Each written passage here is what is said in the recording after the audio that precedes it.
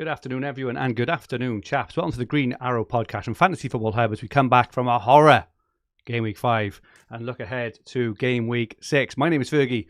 Adam, welcome back. And what colour was your arrow in Game Week 5?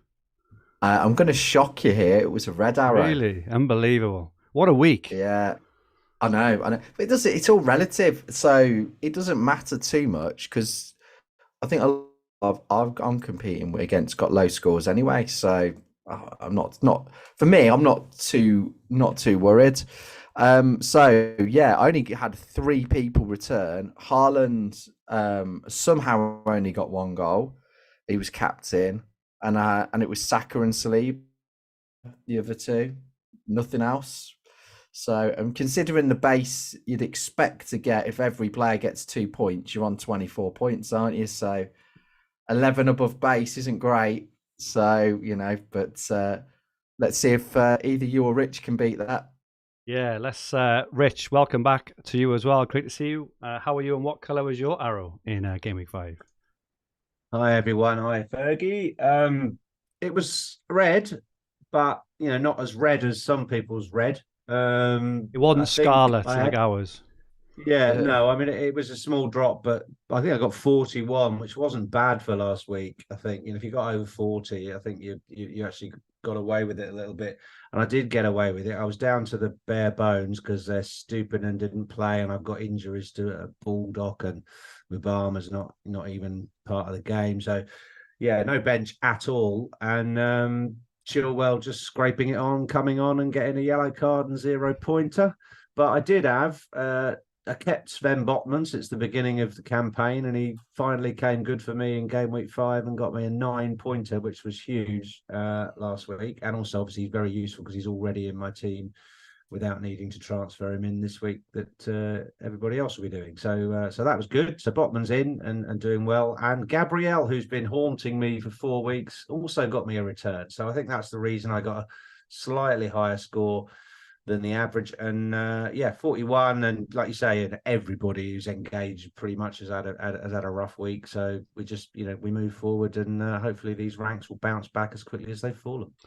We do. I had a massive 30 points. It's one of those weeks where I look at my team and I don't think there's anything wrong with it. I think I've got a really good team. I still think I'm well set for the coming weeks. The hub I recommended, I took out Gvardiol for Trippier. If I had have done that, I would have got 7 extra points and been a move ahead. But these things happen.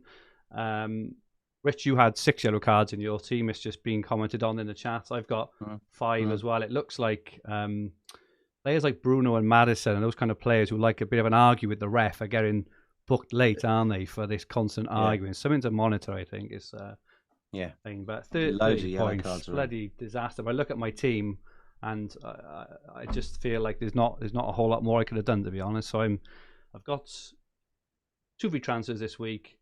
My plan for this week at the start of the pod is to go Chilwell to Trippier and Jackson to Alvarez, but let's see what we can do to change our minds on our plans for the coming weeks. Looking at the Hub Mini League Analyzer, if you haven't done it yourself, make sure you go to Fantasy Football Hub, go to my team, and you get awards for all your different leagues. Adam, you nearly swept the board this week. You were top 4 Tinkerer. You made the most transfers.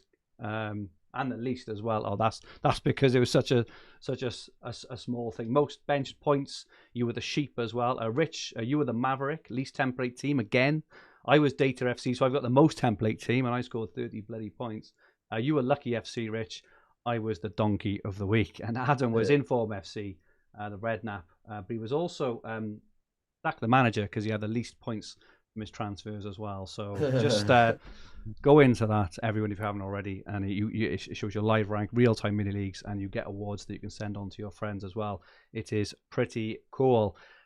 We haven't played the violin yet, though we probably should have for our game week ranks there, particularly mine and yours, Adam. I think Rich's, even though you had a red, I think you kind of got away with it there, Rich. But we have got a couple of violin moments this week. Martin Beasley stuck with Richarlison for 4 weeks. Finally dumped him for Son for week 5, which is tough going.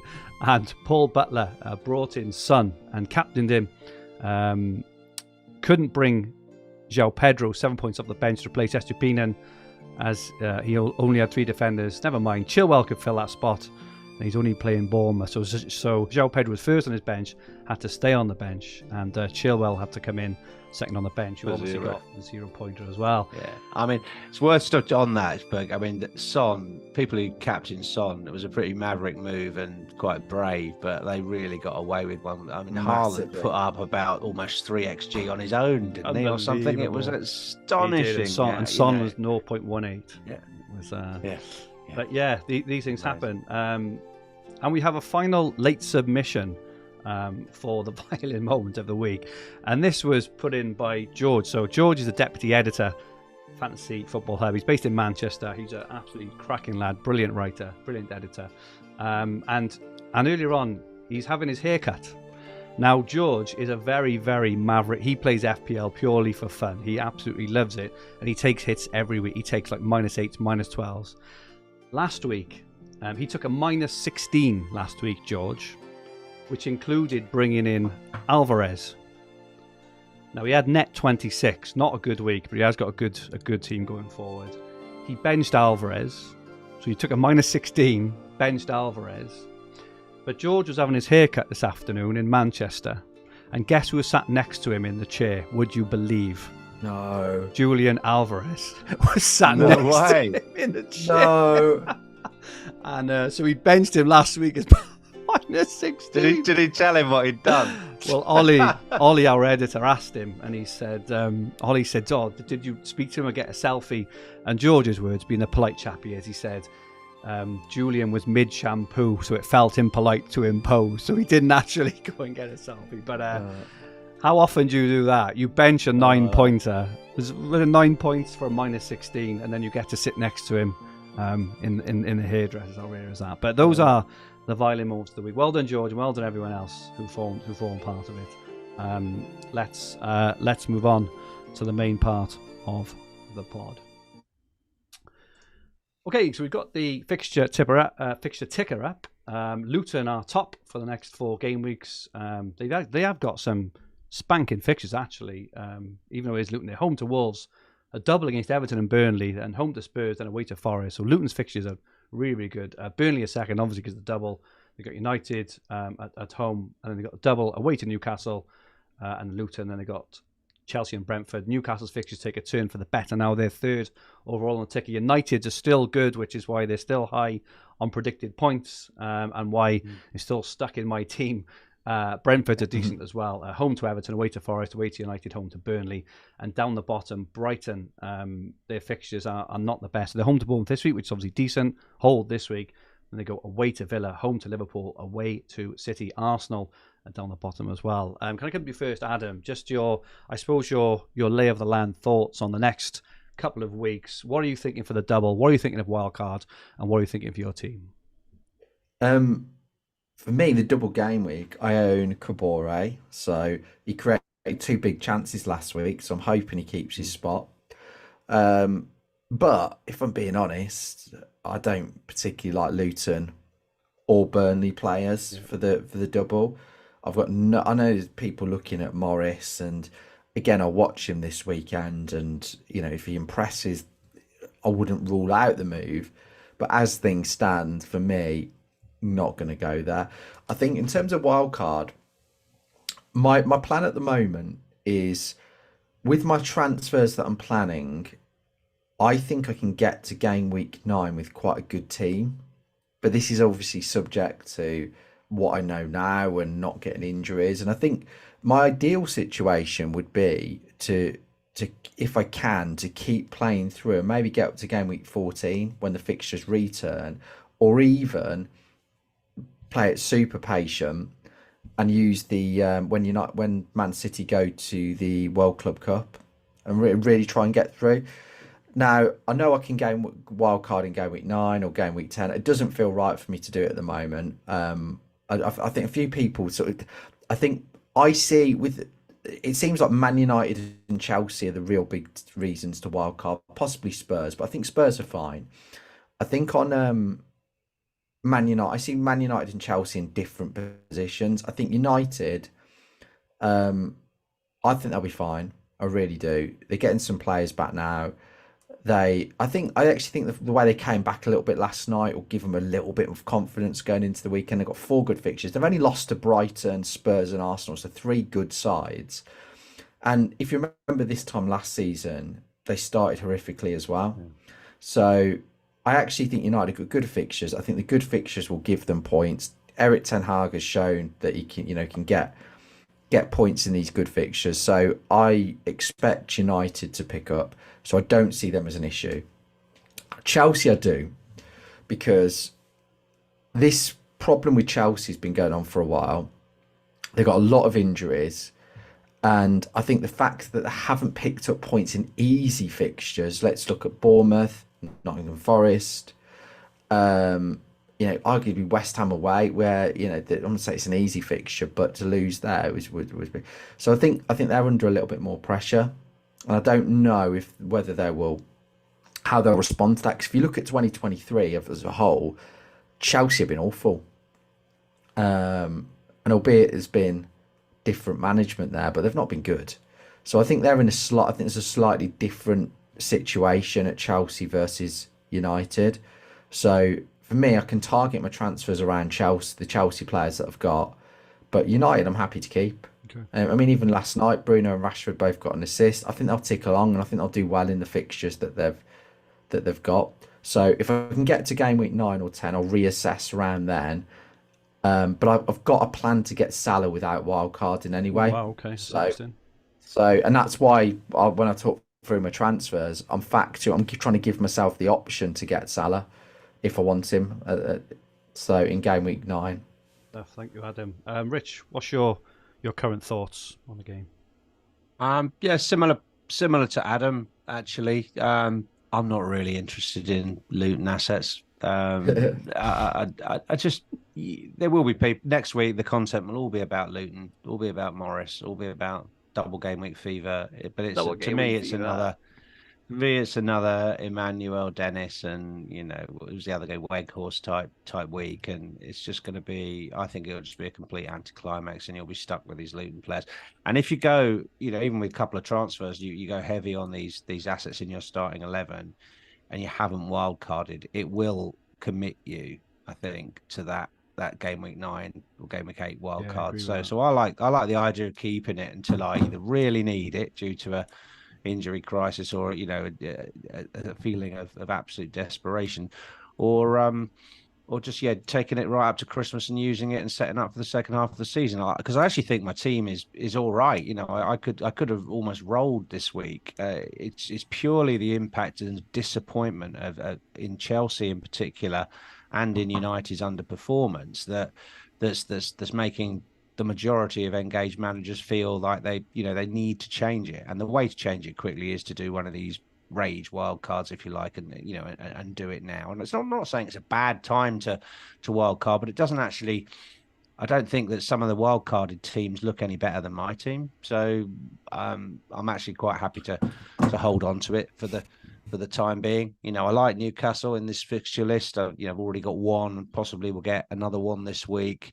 Happy to hold United, and then looking down that list, the likes of Villa are going to start climbing up that list. Liverpool are going to start climbing up that list in terms of the next couple of weeks. So even if you sort of get ahead of the curve a bit and start bringing their assets in, particularly people like Diaby and people like that, it's not going to be a bad thing to bring those sides that are currently ranking sort of in the middle. Then you're going to see them climb up towards the top once the double's out of the way. So yeah, I do like the ticker, and I am thinking about a game week 9 window, and it's all about do you want to get Salah in through manual transfers, or are you just going to attack the next 2 or 3 weeks and then wildcard in that international break and sort out a Salah structure, because it does look from this far out as if that's the way to go from game week 9. I think thinking longer term as well. Obviously, we've had the COVID seasons and World Cup and things. It doesn't feel like we've had a normal season, obviously, for years in terms of we've had earlier doubles, haven't we, and earlier blanks due to different things. I know Man City what's the week they blank? It's like 18 or something like that, and it's something around that time. But after that, I think according to Ben Krellin's planner and stuff, we're not really looking at any hefty sort of doubles and blanks and stuff until like the latter 20s, you know, the 29, 30, 31. So even if you do manage to hold off on the wild cards like game week 18 or 19, you still get 10 or 11, you know, you get to obviously completely restructure your team around that period for those 10 weeks before you can start to plan for the doubles and stuff. Whereas I just feel if it like wild carding now, you know, you've got long old period to game week 32, 23 game weeks to game week 9 is to game week 29 is a long time, and I kind of agree with you. And I think this is where predicted points and Have I is keeping me cool. We'll look at them in a little bit, but it's still pretty steady for lots of players in my team. Looking at, you know, Rashford, for example, Bruno, Maddison, Arsenal midfielder Saka is still up there, and all these players I've got. Jackson's not up there, but they're all up there still. And the only massive misses I've got at the moment are Salah, Son is in there as well, but they don't feel like big enough misses. I'm not looking, and I haven't not got 8 of the top 10 for predicted points, which would make me feel, oh god, I've got like 6 or 7 of the top 10 already in my teams. It doesn't feel like, and none of them are defenders either, which again, so it's not like, you know, in previous years where getting Trent and Trippier and all that, you know, are just absolutely, if you don't have them, you got no chance sort of thing. So I think I'm happy to hold off as well. I think Salah in game week 9 is at the moment, and again things can change, but he's looking like sort of a must-have around that period with their fixture run in his current form, which could change things. But I just think every week the narrative is changing with form and who to look at. So, and it is every week, right? You know, on every single week we've got a different player in our thumbnail, and we're looking at targeting different players because things are changing so quickly. So and last week's hauler becomes the following week's blanker. This is it, general. exactly that. Adam, you wanted to chat. Abdul put out a really good tweet this week without putting the players on, and on screen now we've got 2 players side by side. I'll just quickly sort of run through. They've both had 5 appearances, 18 shots for the one compared to 16 for the other, 16 shots in the box versus 11, an XG of 3.18 versus 1.9, an XA of 0.99 versus 1.2, 7 big chances against 3, 1 big chance created against 1, and 4 key passes to 16. So the other is obviously more of a creator. But, you know, if you look at those stats in isolation, which is what, you know, a lot of us or a lot of FPL, you know, FPL managers do when making decisions, then the player on the left has almost double, you know, the amount of attacking stats than the other. Yet the one on the left is being sold en masse for the one on the right, and I suppose just leads nice into a conversation around how we use stats. I know Adam, you were, you know, Adam the stat man, we're pretty keen to talk about this. Obviously, we're talking about Nicholas Jackson against Alvarez because you texted me in the week and you said, how is Jackson got so many predicted points? The algorithm must be wrong. But then you look at his stats and you realise actually his stats are pretty good. He's just not very good. So what's your thoughts on this, Adam? Yeah, no, it's a bit tongue in cheek, all of that, but it's a difficult one because you're right. You look at the numbers, and I feel you get people that fall into 2 categories, which are complete eye test or complete stats, or probably just the third. And I think there's a combination of both, because the reality is Jackson is getting good chances at the moment, but he's snatching at them and he doesn't look confident and he looks quite raw. And when you actually, for me, I think there's almost this short-term element of it, is that I think Jackson will score goals this season, and I think he will come good. As to what I say, come good, I think he'll do okay. But watching him in the moment, he looks, from a mentality point of view, he looks really low, I think. And I mean, I don't know, you saw, we talked before about that. He's shot against Bournemouth doing the rounds where they keep making the goal bigger and it gets to about 300%. And he obviously missed that one against Forest as well, which is an absolute sitter. Yeah. So he just doesn't look confident to me. So whereas Alvarez, on the other hand, I take all of the points on the stats, but he's playing. I mean, he's got an incredible goal scoring record. Firstly, so interestingly, for Manchester City, he's played. For every match that he's played for Man City, he averages an attacking return every 100 minutes, which is brilliant. In the Premier League, it's what's it in the Premier League? I think it is a little bit less than in the Premier League, it's 100 minutes. It's 96 minutes overall.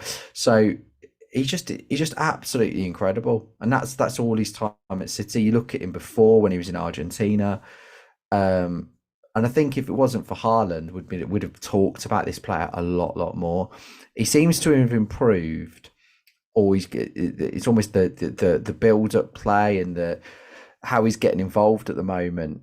And that's the reason he'll get assists. I mean, one thing that probably hasn't been talked about with Alvarez, we're just talking about expected numbers, but when we actually look at it, he's had 16 shots and he's made 16 key passes. I don't think. And I'm trying to check now. I don't think anybody else. So only Neto has made more key passes than him. Now, for a team like Man City who've got quality finishers, it makes a huge difference. I just for me, there's more context to this. Is that you've got? I think it's the mentality thing, because if you're doing something and you're not confident for the short period, it's not going to go well. Whereas the opposite, will happen as well. And I think Alvarez at the moment, the way he's playing, Pep's called him undroppable pretty much. Obviously, that could we all know how that could play out. Saturday. But yeah, exactly. But he just looks exceptional, and I think for me, he seems relatively nailed. He's playing a really key role in a brilliant Man City team at the moment.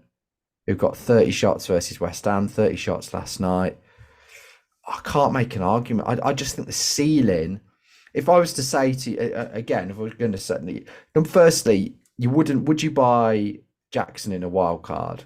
I could probably think of about 10 strikers I'd rather buy above him at the moment.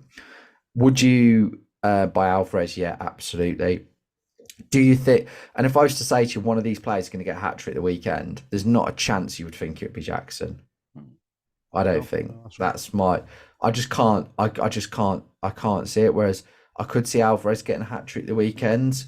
I think the stats long-term, I get all the arguments long-term. And I think when you look at them over seasons and all of that, I think they are relevant. But with FPL, we're not playing it. We're not making this decision over a season. We're making it over 3-4 game weeks, and it's equally feasible for Nicholas Jackson to keep missing chances.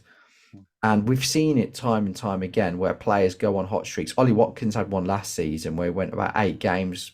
I think it was like 8 or 9 games where he was absolutely brilliant. And people were saying it's not sustainable. Well, of course it isn't in the long run, but we don't need the long run, do we? We only need to, we're probably looking up to game week 10, and I can't. Alvarez, there was Villa nearly signed out, or they were interested in Alvarez the season before City, and so I've always followed him quite a bit, and he's just incredible, absolutely incredible. Obviously, he won the World Cup as well, so he took a while to adapt to this sort of position. I think it's changed a little bit. Seems like he was Fergie's original Fergie as a punt, wasn't he? He wasn't your first ever Fergie as a punt, mate. He was. And he also plays for a team who scores lots of goals as well. I know that's like a fairly obvious thing to say. I know that Chelsea scored 3 against Luton, but that's Luton, right? Who are far and away probably the worst team. I think we. Seen for quite a while. Other than that, I can't remember the last time that Chelsea scored 3 in a game, whereas Man City score 3 in a game regularly, don't they? So just that whole team effect of scoring goals as well. They haven't got Reece James, Chilwell's in and out with the team. They got a kind of brand new midfield as well. It just doesn't all lend itself to. It's not conducive to a team scoring lots of goals. Even Jackson's, even if Jackson scores one a game, which is okay. It's all right. Still fancy Alvarez to outscore him kind of longer term as well. So yeah, I think with all those things, he's there. Chelsea got about £500 million worth of injuries as well at the moment. I think Nkunku's a huge miss for them. Absolutely. Yeah, but I didn't realise Alvarez has been involved in 50% of City's goals this season, which is incredible. And you've got, and obviously Haaland missed the penalty, which I'm pretty sure he won as well. So it could have been he hit the inside of that post. That was a stunning free kick against West Ham. So it could be even better for Alvarez owners. So yeah, I can see all the points that have been made on Jackson. He's not terrible. I know we'll say stuff for sensation, I think, but I quite like him as a player. I do. All right, he's finishing his work, but he's also playing in a team. Like it's not just about the forward, right? He's also playing in a team at the moment that just aren't clicking, and the whole team hasn't got confidence. They're not. He's left, but I like the runs he makes. I like how quick he is. All right, he's missed a couple of howlers as everyone does, right? But I think he'll come good. But at the moment, Alvarez is just a better pick. Rich, you had a few other alternatives to Alvarez as well for those who've either got Alvarez or are maybe not interested, consider what his expected minutes. Just want to talk through a few of those. Yeah, I think just to comment on Alvarez, I've already bought him in. So, which is rare for me. I'm normally always wait for team news, always wait for the weekend. But I'm actually not in a position to wait for team leaks, near the deadline. Personally, this weekend I'm going to be trying to navigate a Ryder Cup golf course. So nice. I need to concentrate on that. And so I have two transfers as well. So I thought I would use one of them and just get nick a 0.1 of team value just because my team value is poor. So that's the reasons for doing that. But he's coming for me. But there are loads of teams out there who've already got 3 City assets. So the question is, do you start chopping and changing your 3 City assets around to bring in Alvarez? That's a different question. If you've got, say, Diaz, Foden and Haaland, there's nothing wrong with these guys. They've got good fixtures, and from a defensive perspective, Diaz is nailed. Foden could quite easily outscore Alvarez on any given day. So who do you have instead? Who do you get rid of Jackson for instead of Alvarez? So there are some really good alternative options out there, and I just thought we should highlight and discuss a few of these. In the foreground there is the obvious one, which is Carlton Morris, who has a double game week next week. Also plays, I think, Wolves at home this coming weekend. So you've got a nice fixture there that you can play him in. Obviously a double game week, and you can just play the upside of the double game week, particularly if you are going to wild card away from it afterwards. I think it's more attractive if you haven't used your wild card to get Morris in, and he's certainly up there as an option. He also would generate a substantial amount of funds that you could use a second move to maybe get Trippier in or put towards Mo Salah. As Adam mentioned earlier, people are starting to build war chests to get Salah in, and you've got a nice 1.5 million that you get towards that from that move. So yeah, I can totally see the logic behind bringing in Morris. Then in the behind him, I think we've got Wissa, and is that Edouard or is that Eze? You've got that. Yeah, that is Edouard. So Edouard has scored 4 goals already this season. I think he's really flying under the radar. So I'm at 5.6 million, so just 0.1 more than Morris. And for people who are sitting on sort of useless 4.4 million non-playing forwards like me, like and me, Bama, etc.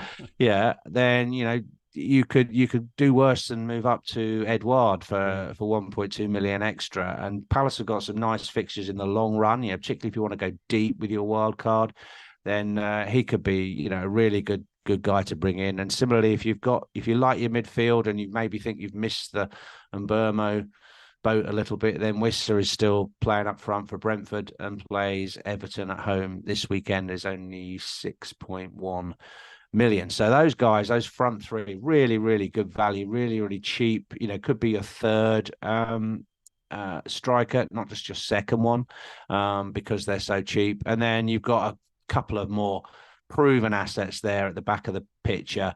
Callum Wilson, probably likely to start, given Isak started the Champions League match. Just scores every time he moved out to plays, the doesn't he, wing, Wilson? scores every time he plays.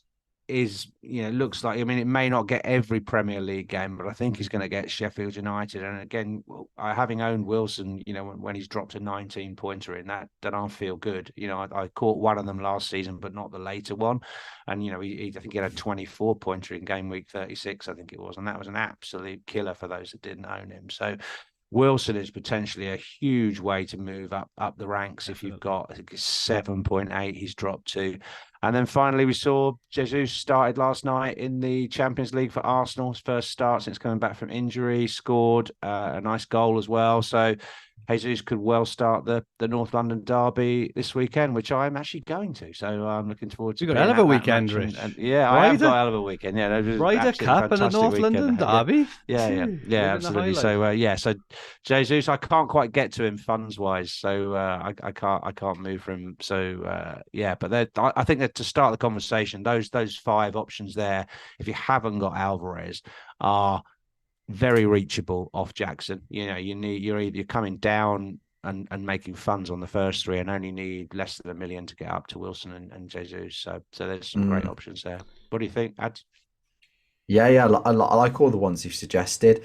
I think, and this might be quite rare for most people, but I think if you've got a team that you're quite happy with, I think this could be quite a good spot to have a few punts with between now and maybe game week 9 when you wild card. Because what I've noticed with the fixtures, there isn't really any striker or any team that have got good fixtures consistently over the next 4. It seems that most, possibly Man United, you could say, but it seems very most teams have got 2 good ones and 2 not so good ones, or a mix of fixtures. This week, if he's fit and dependent on Europe, the one that I like the most, if I was going to take a punt, would be Ferguson. I think his ceiling is, as we saw against Newcastle, is huge, and you could potentially take a gamble on him this week and go to Morris for the double game week next week. So I like maybe doing, if you midfield, because I think with the midfielders it's really difficult to predict. They're all constantly. So I think the striker spot could be a good one to have. Just keep on hokey coking around on it. Yeah. Well, the other one I quite like is the United guy, so Hoyland, because I think I think I've seen a lot of people, in particular I did the Ultra Team reviews, and there's a lot of people panicking about Man United. I don't particularly like Man United as a club, and so nothing would give me greater pleasure than to see them really, really struggle. Sorry, Man United fans, but I'll tell you what will happen. They will get through the next 3. They'll pick at least 10 points up in the next 4 games. They always do find a way. You never really see them down in 8th or 9th or 10th. They don't, and I think they showed last season, after a poor start, of bouncing back, and I think that there are a couple of promising signs last night. So I think Hoyland's probably got the best 4 fixtures, because they've got the 2 away games are quite nice, and they've got 2 home games in the middle. And he seems to, when you've got Bruno supplying you, Mount's going to be back fit soon. I think he could be quite a good option. The only reason I'm not going to go there is because I've already got 2 United attackers, and I think it's probably a little bit overkill to throw in a third. I love the Wilson shout, but again, we're in that territory where we haven't quite seen is that the pattern where Wilson plays Premier League, he plays Champions League. I think they're probably the main ones that I'd consider, along with the ones that Rich have mentioned. Yeah, forwards wise, I agree. I haven't got much else to really add in it. The Wilson one is, I mean, if we were certain, if we were certain that Wilson's going to start the next 3 league games, I think he'd be my number 1 pick out of all of them, because as we said, when he plays, he just scores, doesn't he? And the fixtures are so good. Well, no, the thing is, no one's looking there. You know, I Exactly. watched a lot of content this Yeah, week, yeah. and he's hardly featured. He's Yeah. hardly featured in any of it, and it's all about Alvarez. It's all of, you know, and yes, he's a hot player, right? So everyone's talking about him as being the, you know, the only alternative. But yeah, I mean, Wilson is flying under the radar with these fixtures. And His next you two, know, he's away to Sheffield United this weekend, which is Yeah. obviously a really good game. Home to Burnley next week. They just do really, really. I think, yeah, we're getting into. I think if you know the week you're going to wild card, Yeah. you can get away with punts. That is one of the big advantages. Is if It you've is, got you're that right. wild card booked in, you can take these upside punts. And there's a couple of really challenging game weeks. Game week 8, the fixtures are yeah, horrible. I it's feel like really there's hard. It's hard to find Exactly. anyone to tip in that game week, isn't it? Yeah, but you might look. I think Forest are at home to Luton. Forest at home to no, that's 9, isn't it? They're at home to Palace at Luton. home But to Forest, which looks like the best fixture of the week. yeah, but you could say that. But then I think Forest defensively are looking a Yeah. lot better. So mate, Chelsea and Arsenal struggled against them when they were. So yeah, it's I think if you can box that wild card in, I'm going to do it next week. You can start planning your punts, and I'd be more inclined to take a punt on Morris then. But if you're still not sure, I think if you bring someone in like Morris, it pushes you more into the wild card route. Yeah. Just looking at predicted points for the next 3 games. I purposely done the next 3, obviously, because of this little spell. I think wild card 9 or getting Salah as a priority transfer for 9 is why I've just done the next 3. Haaland obviously top. All the usual kind of suspects, around the top 5. Haaland, Salah, Son. We've still got Son as playing in that forward spot. If he does play again, if he shifts back onto the left, we'll reduce his stats back down. But at the moment, he's up there 3rd. Bruno and Rashford are still 4th and 5th. They're throwing up the numbers. They've got good fixtures. They just can't score or get this at the moment. Morris is then 6th in that list. So we've mentioned Morris. He is 6th overall for the next 3 game weeks, obviously with the double, but really nice fixtures either side. And Maddison, Saka is up there, Eze is up there. So Palace's next 3 are spanking. Home to Fulham, and if you've been watching Eze, I mean, I think Eze's still had the 2nd highest amount of shots in the entire league. They're home to Fulham next. They're away to United, which Eze should not be frightened about whatsoever at the moment, and then home to Forest. I mean, what a 3-week punt that is before. I've got to say, Eze the weekend, what a joyful player to watch. He's fantastic. Honest, and how he didn't score, I don't know. He was so unlucky. It was a great one because I took my son the weekend, dude, and it was a great one to.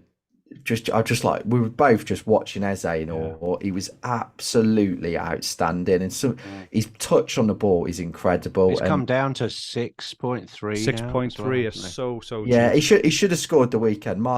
You could say he should have lifted over him more, but it was a great save from Martinez, and he had a 1-on-1 as well, which just before where I think Martinez took it off his feet. So.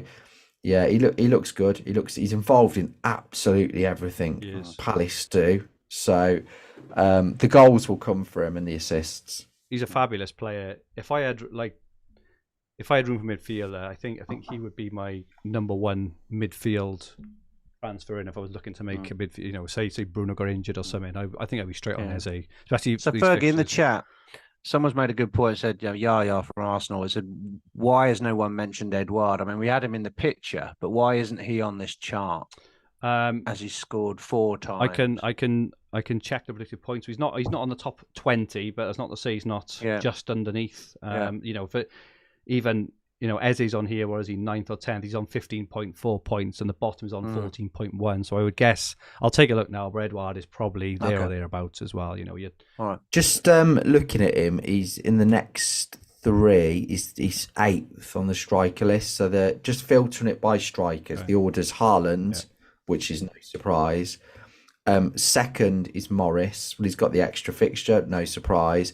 3rd is the world-class finisher and legend that is Nicholas Jackson, who we're all selling. So he's 3rd. We're selling the third best for predicted points. Yeah. Then you've got Visa, again, then Alvarez, Watkins, Jesus and Edouard. Yeah. So I think there are actually some good options up front, and we haven't even. So he's, and I suppose, he's just outside it, then, isn't he? Yeah. and that obviously excludes Wilson, who we haven't mentioned, who's not in there. Highlands. Actually, thinking about it now, we were all saying about how many good midfield options are. I think there's actually some good punts you could go for up front. I agree now, and even that, like that has changed, because I think even a fortnight ago we were saying there's no strikers we want. It's just a dead spot at the moment. And look at it now. Like there is all of a sudden, and this is why, again, I'm not massively keen to wildcard, because things just change. If you lock yourself into a structure, it's exactly. That's it, Fergie. That's it. You've hit the nail on the head. I don't feel we know enough to like 4-3 go all in. 4-3 could be, or 3-4-3 could be back on, couldn't it, in a few weeks? Of course it could. Exactly that. Let's just have a quick look at the Hub AI wildcard team. Everyone laughs at the Hub AI, gents. It is beating all of us, and it's also beating a lot of managers on 302 points, the Hub AI team. And it started Game Week 1 with both Stones and Gabrielle. So, it's doing well. So, looking at the wildcard team is producing this week, it really fancies a double game week. So, Flecken in goal. Trippier and Botman, the double up with Burke, who is a Luton defender at the back, who has got the best attacking stats out of all the Luton defenders.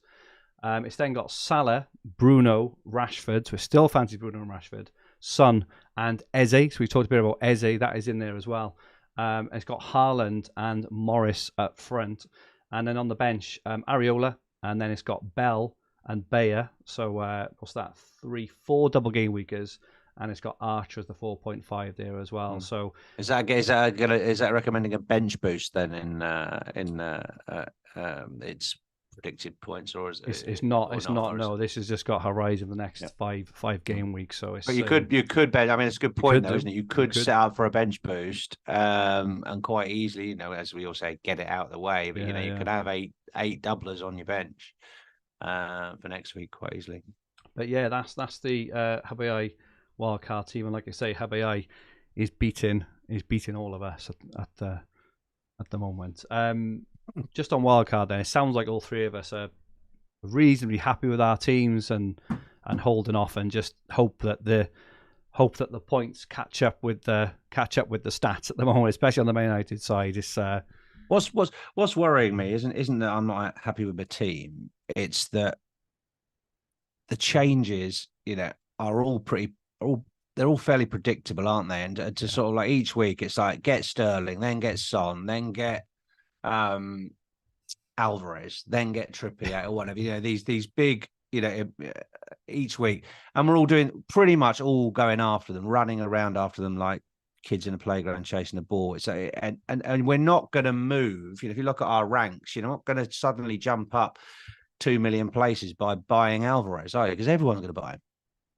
And therefore we're just all he's going to become Haaland in terms of it. So that's what's worrying me a little bit. You're going to have to break out and do something a bit different in order to, or get lucky with some points from one of your lesser owned players in order to climb the table. So that's where my concern is. It's not that I'm not happy with my team.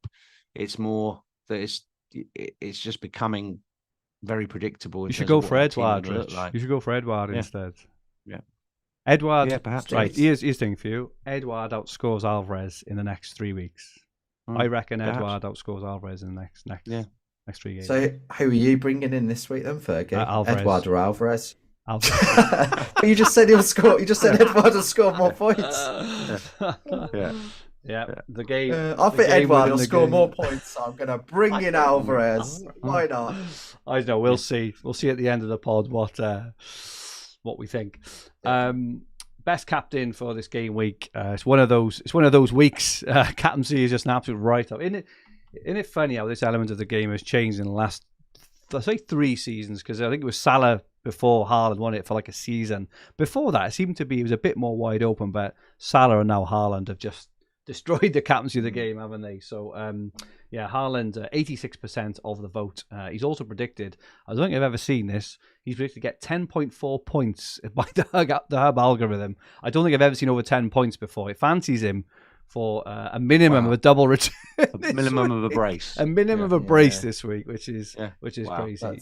Alvarez second with 4.5%, and then a couple of rogue shouts for Trippier and Wemo, Salah, Foden, and Edouard, believe it or not. So, but yeah, Haaland out there, 10.4 points, Salah 7, and then Saka, Bruno, Foden, all within the 5.5s. Adam, just Haaland, anything to add on the captaincy at all? I'm trying to think of a case to go against Haaland, and I can't. I think the only thing would be, if you are brave enough, is go Alvarez. That would be. It wouldn't be beyond the realms of possibility for Alvarez to outscore Haaland. I'm not brave enough, but I don't know. I just think he's that could be a different route to go. But I think you got to. What Rich, just going back to what you said, for me, it's about picking your battles and staying with the peloton, or staying patient and knowing your moment. So I think the Alvarez one for me, I think City will win comfortably against Forest. I think it could be 4 or 5. So it just seems I want an extra piece of that. You do, and I just think it's not worth. I think the potential upside versus, I think again Jackson could score and do well, fine, but I just think that it's a more exciting option. There will be opportunities we've seen recently, getting on Sterling early, getting on Son early. Those opportunities will happen again in the coming game weeks, and it's just trying to pick them and go on them at the right time. You've got to be patient, and I think there is an element that, particularly when we've had bad game weeks, and I don't actually think it's that bad when loads of people have had them, so I've not really been feeling it this week. But I think when you've had bad game weeks, there's always that I've got to respond and do something, or I've got to try and catch up now, and all that tends to lead to, in my experience, I'm sure it's the same with you guys, is just make more mistakes, or you make the situation worse. So I think just being quite calm and calculated with it and not rushing it, and we could all swap our midfields and all that, but I think Fergie, like you said, I'll be honest, I couldn't tell you over the next 3 or 4 game weeks which 5 midfielders will score the most. It could be the 5 I've already got. Absolutely. So what's the point of using precious transfers to take one good player out for another good player with good fixtures? There is not really. I mean, it's a luxury move, isn't it? It's precisely that. So this is the time where you address the biggest weakness in your team, be it an injured Rico Henry or a useless Nicholas Jackson or whatever. You just take out the weak link, because that's the sensible and the priority thing to do. Anything else, like that's based on team form and just being sick of players who haven't returned for a few weeks is secondary. So absolutely, that's the way to go. Really good point. That for the next 2 game weeks, Ireland may not be the top. So as we've got the double next week, so we're interested in what we decide, because obviously 2 poorest teams have got the double, but you still expect them to to do all right. And then the week after, John Doe has just put in the chat, I think Man City got Arsenal, is that right? Yeah. Whereas Spurs got Luton. That's going to be an interesting one, and interesting one there to see what we think there. You could see Man City scored 7 against Arsenal last season in the 2 games. That's fair point. I just I think I used my triple captain in that fixture, actually. It is a good point. The next 2 will be tougher, but I'll be honest, I think if Luton had a triple game week, I don't think I'd be captaining a Luton player. Quadruple, I might join the club then, but I think they're going to be the team that everybody comfortably beats. Michael Brooker's just asked a very good question in the chat about weakest link. He says, "What if the weakest link is the FPL manager themselves?" Well, I've been told I've had to sack the manager card a few weeks, so maybe that's a great point. It's a great point. Yeah, indeed. Rich, anything to add on the captaincy debate, or? No, this isn't the week for it. No, is it? It's not.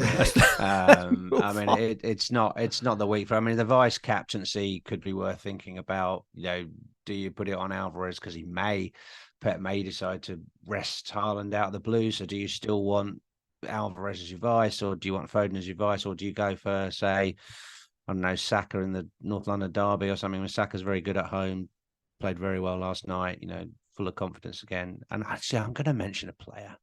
And I know he's not your punt either, that no one has mentioned, who I'm thinking of buying. What? It's nothing to do with the captaincy, but I might buy Trossard because I'm going to the derby and I quite like the idea of just, that's just FPL's there to be enjoyed, right? And if I'm actually going to be there, I quite fancy tripling up on Arsenal, and I could free some funds, like sell Bruno Fernandes for Trossard. I'm reliably informed by my season ticket holder friend who's taken me to the game that Trossard is definitely going to start, right? So I love the way you're whispering all this as well.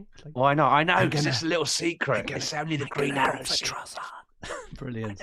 Love that. I do like Trossard. Yeah. Just watch the Martinelli news. I don't know. Yeah, 3 weeks Martinelli. Oh, really? Right? Is it that long? Oh, right. I haven't seen that. That's what my mate told me. So, wow. Okay. Short-term punt, then. Yeah. I like the Trossard shout. That is a good shout. Yeah. So there we are. Nothing to do with captaincy, but if I'd have known that, he may have been my punt. But Fergie is a punt.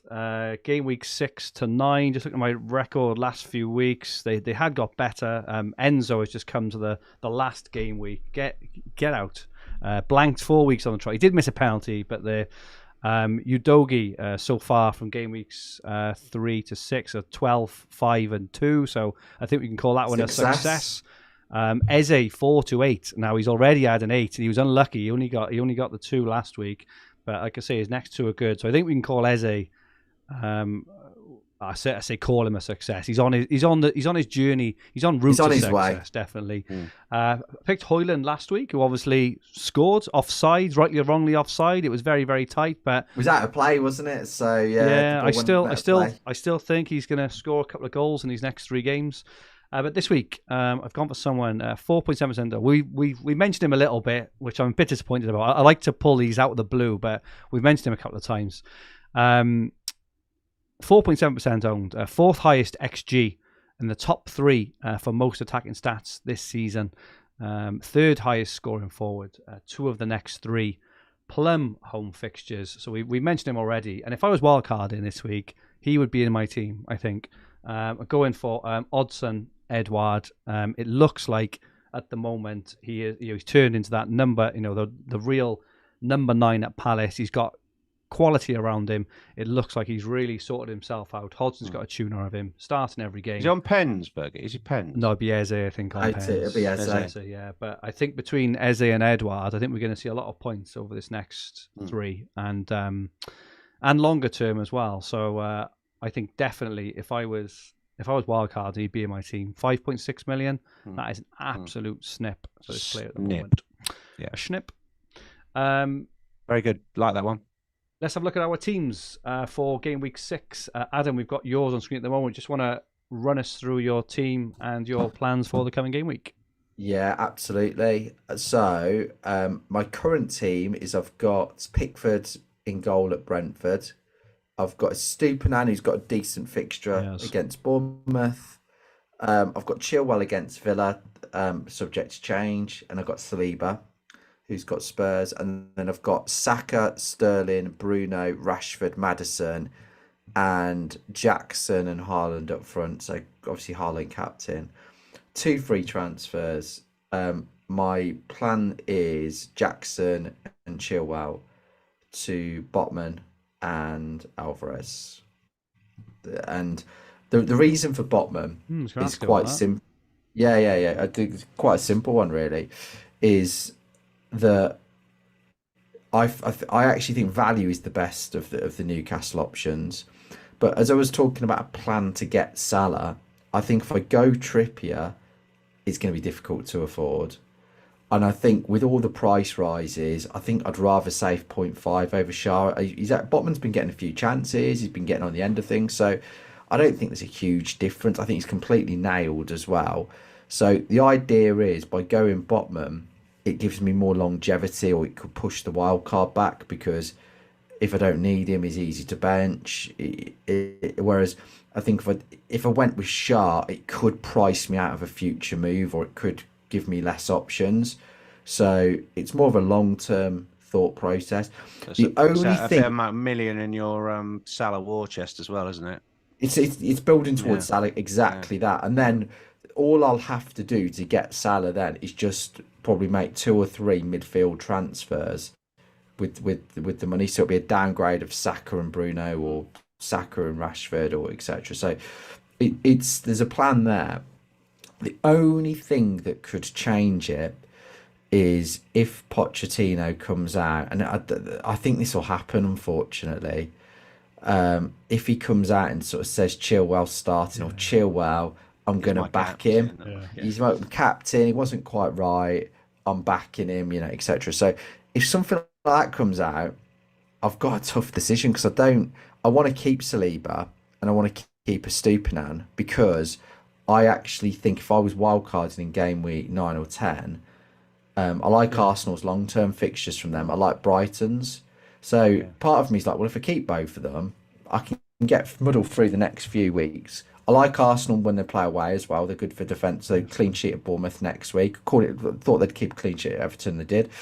So I'm happy. The odd fixture I can cope with. I mean, the other option this week is playing Kabore at home to Wolves, and it's probably between him and Saliba who I start. Now, I'm probably going to go Saliba, but like I said, he created 2 big chances. And the thing with Wolves is they've got Kuna up front who can't finish. He's probably worse than Jackson, isn't he? He's finishing. So, yeah. I think at the moment it's probably Chilwell and Jackson to Haaland to Alvarez and Botman. Interesting. Thank you there, Adam.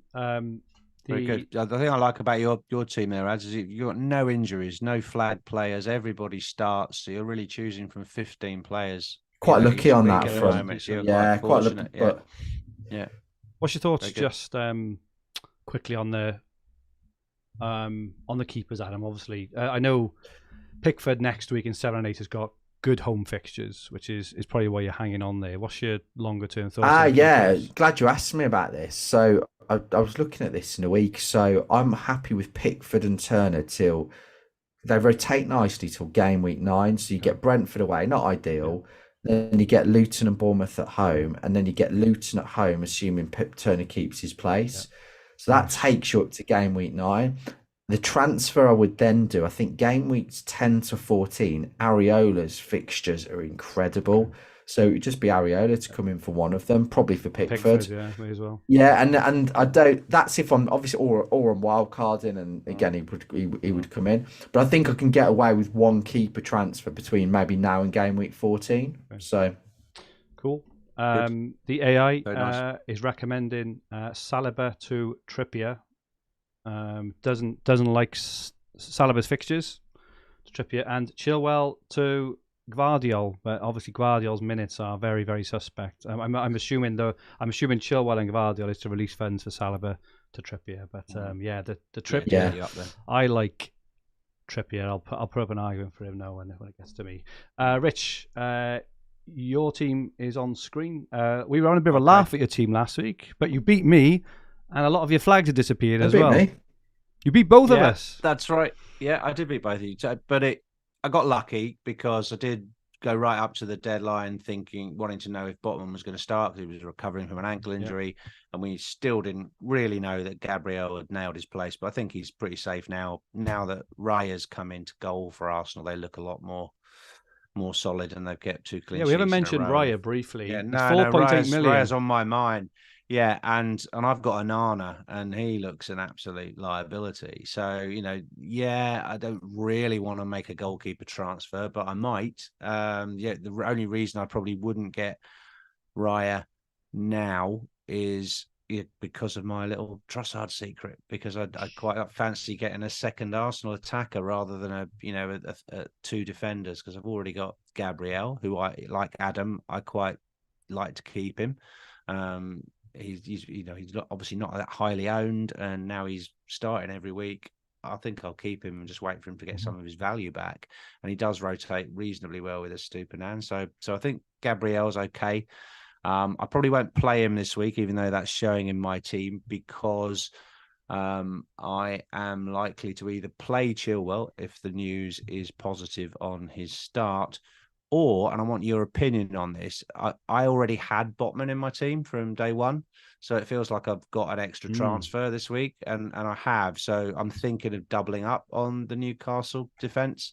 I can't get Trippier in one move. I can next week. So I could roll the second transfer, make a midfield change, and then do Chilwell up to Trippier because I just free some funds and I can get to Trippier, but just have to be patient for a week. Or do I go Chilwell to Shah now and just double up till the wild card and just have those two cheaper Newcastle assets in there? Because I just feel everyone's going to go for a Newcastle defender this week. So my little Botman differential is no good. I'm not sure. I'm not sure everyone is, because you just said that you think everyone's going for Alvarez. So not many people. Not everyone's got two free transfers. Yeah. I know, but there's a lot of content out there advising people to get Newcastle defenders. So, and everyone wildcarding will probably have a couple. So just in terms of how the field will behave, I just feel that I've got an opportunity to stay ahead of it a little bit and get two.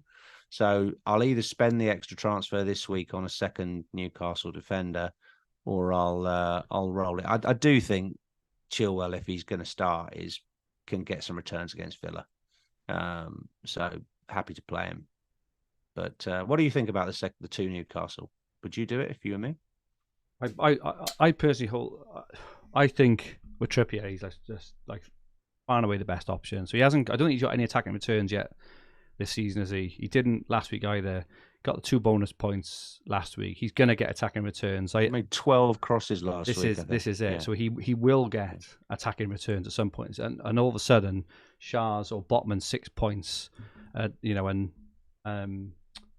are up against with Trippier, where he gets his 12 pointer, where he gets his assist and 3 bonus, which he does over and again. And he also gets the bonus. Like, how many times last season did he get 8 or 9 points from nothing? So I personally think that holding out and getting the right asset for me is the best thing to do personally. And it's purely because the bonus points and the fact that he hasn't returned yet, and he's still a good asset. He's still got 2 bonus last year. All he needs are these assists, and he's going to be absolutely flying again. He was essential last year. He was as dead as Haaland as an option last year, because everyone had him, and they just completely forgot about him. He gets an assist, he's going to get 12 exactly points. That. Very likely to get 12 points. That's just my reasoning personally. We haven't seen it yet, which is why I think that Newcastle's fixtures have been really incredibly difficult, and now they ease up. They've got the 4th best defense. They're pretty solid against AC Milan, weren't they? So this is it. So even though their fixtures have been horrendous, who have they played? They played Man City. They've played Liverpool. They've played. I'm got them in front of me. They've had 4 or 5 really, really hard fixtures, and they've still got the 4th best or even 3rd best defensive stats in that period. So that's my reason for Trippier. What do you think on the double up, Adam, and the Trippier question? I think I do like the double up, and I think in the next couple of game weeks, particularly this game week, a lot of teams will be fielding players that have got tough defensive fixtures. I think Sheffield United are without McBurney, aren't they? Which will make it difficult for them, I think. Archer struggles when he's a lone striker. He'll obviously have a partner next to him, but I do like... I think I'll keep a clean sheet this week, and I think go in double Newcastle. I'm not as hot on Trippier because I just think the value... it's a big difference this year, 6.5 to 4.5 to 5. It's just a bit. I think it locks in the game week 9 wild card if you go Trippier. It does. Really? It does. Yeah. So I think so, because how would you're gonna have to make big sacrifices to get Salah and keep Haaland if you're spending like 6.5 on a defender. That's what I think. Good. So good, I apologize, Adam. Go on. No. I think I do think it. I wouldn't say locks in, but it definitely pushes you more down that route. I think he'll get more points, but I don't know if he'll get enough points to justify the price difference. That's what you've just done that Alvarez and Edouard thing, where I think he'll get more points, but I'm not going for him. Yeah, but there's a big difference. There's there's 2 million price difference. So I would feel it would lock me into a wild card. So I'm comfortable going with Botman. Botman, cool. Okay. Rich AI suggests interesting. We haven't seen this yet. It suggests Chilwell to Burke. The Luton defender. Yeah, he's interesting. It will be interesting next week. I do think that some of the Luton or Burnley players, I think Luton are going to get some points next week, and I think that there'll be a couple of real random. I noticed Kaminsky, the Luton keeper, was also in the predicted points as well. 14 points in the next 4 weeks as well. So yeah, Chilwell to Burke, which releases funds for Sterling to Son. It's suggesting Son, but it's still obviously got Son as a forward in the, in there as well. So interesting ones there. I'm quite happy to keep Sterling for a little bit longer. I think he's Chelsea's most likely agree player, with that. and not as urgent. But I mean, he equally I could be coming off him to generate some funds in the next few weeks. But I'm fine to play him this week. Onto my team quickly. I've got Pickford. I've got Estepinen. Will be playing this week. I've got Gvardiol expecting to play this week. Obviously he was rested again last week. Home to Forest. I think that's a nice fixture for Gvardiol. My other three are all kind of low predicted points at the moment. They are Bayer, Chilwell, and Udogie at the moment, who are all predicted to score low points. I've got Saka, Bruno, Rashford, Mbeumo, and Maddison. I've got like the template boss midfield.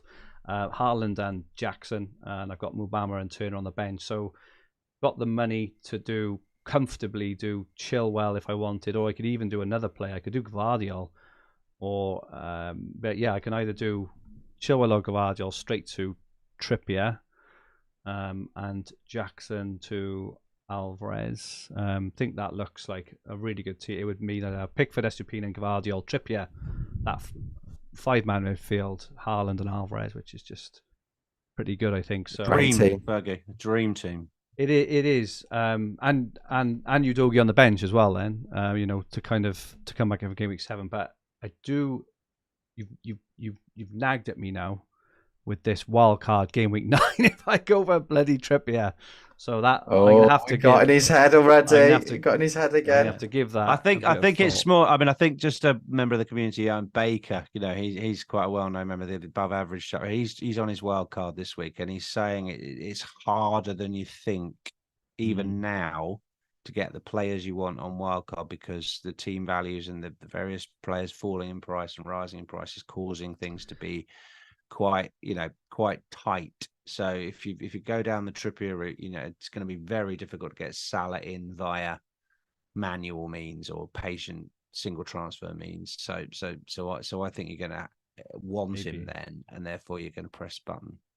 So it's fine, and it's fine to go. There's a good time to do it, isn't it? But it's like you say. I like Adam. I don't want to commit to it. If my team's doing well and I'm improving and I like all my players, I want to be able to push it down the road further. I think as well though with Salah is how often are we going to captain him is the one thing. Don't get me wrong, fantastic player. I'm sure he's going to score a lot of points. But you talk about value as well there. If we're not going to captain him, or very rarely going to captain him, we're going to have to make massive sacrifices in our team. As we're already talking about, Trippier, who was potentially the second or third best asset of the whole of last season.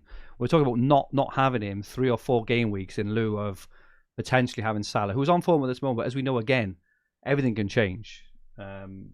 They're in Europe as well. Liverpool on the Thursday night. I think he's on the bench actually this evening. So I'm sure he's going to start all the league games and probably start a lot of the European ones as well. But an injury could force it. Could if Darwin has looked really, really sharp these last few weeks as well, could he cover Salah or give you a piece of that Liverpool attack we all crave and things? Don't get me wrong. I'm sure that Salah's going to score points, right? Similar to the Trippier thing, but we're talking about Trippier at 6.5 being too expensive, but then we're more than happy to spend almost double that on Salah. We're not going to captain either. So it's a good point. The only game week I was looking at this, where I think that it would be a strong option. So you've got game week 9. Liverpool have got Everton at home. City have got Brighton at home. I'd captain Haaland there. All in that game. But it's the one after. It's Liverpool have Forest at home. whereas Man City are away at Old Trafford. So that's the one where you think you'd probably prefer to captain Who Salah. Liverpool got then? And then the week after, the week after they're away at Luton, but City are at home to Bournemouth. So again, you're not going to not captain Haaland. I'm sure that Salah's going to score a lot of points, and he is, but without the captaincy, I just don't think he's quite the weapon he used to be. And I don't know. I wonder if you could shove in Darwin's an example at this moment, right? I'm not saying he's going to score. But this is. Yeah, I agree with you. I think waiting helps with that. And actually, I'm just looking at it now. Game week 9 to game week 14, Man City they do play Brighton, Man United, Bournemouth, Chelsea, Liverpool, and Spurs, but 4 of them are at home. But they're all good attacking fixtures, is the point as well. They're not playing and City, Newcastle and Arsenal. Exactly. And, all the ones that have got good defence, like Brighton, Man United at the moment for me. I mean, bring them on, right? They're conceding goals left, right, and centre. Exactly. No, you are right. You are right. And I think City at the Etihad are just something else as well. So interesting. You said about 4 or 5 at home. I hadn't realised that. So yeah, I think 4 out of 6 at home. So I don't think I'm less actually just looking at the fixtures. I think there's that one where you need Salah, but still, I quite like the. I like I said, with going with Botman, I give myself the choice. That's the big thing. Yeah, you could be like 15 points behind in the meantime, but I could be. I love the way we started this conversation with me being scared to have Trippier, and now it's changed to you now being. I'm not scared. You mean I'm scared?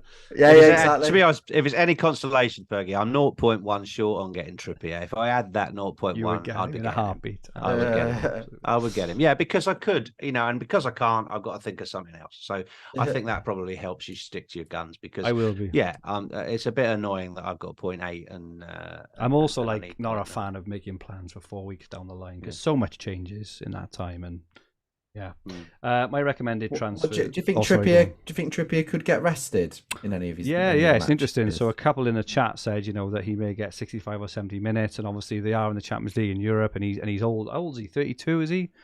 He's fit as a fiddle. Livramento's his cover, isn't it? I don't think we've got much issue. I mean, all right, he might get an odd rest, but I don't think we got many thing about. It all depends if the managers agree that they're going to play the reserves when they meet in the Carabao Cup, isn't it? Because they're playing next week, and if they might, it sounds to me like they've had gentlemen's agreements before where they'll play the kids, and if they agree to do that, then they get their rest then, don't they? But remains to be seen. I mean, we're saying, that with Trippier, he's really old, and he can barely walk, and he's 32. Well, Salah's 31, and we know he plays every single minute of every single game. There's only a year difference. It's like, it's.